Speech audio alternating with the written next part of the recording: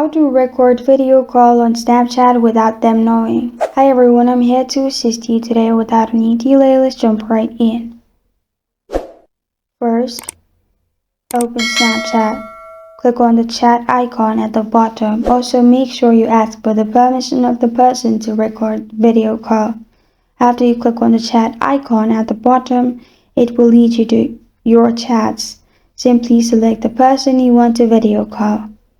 After you selected the person, here in the chat, click on the video call icon at the top right corner of your screen. After you click on the video icon at the top right, you will start video call. Now scroll down your notification bar from the top and click on screen recorder at the top. After you click on screen recorder, it will record the video call as you want. You can stop by clicking on the same button and you're good to go.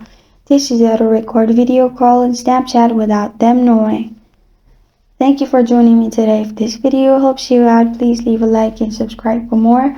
Got a question or want to suggest the topic? Comment below. Thank you for watching.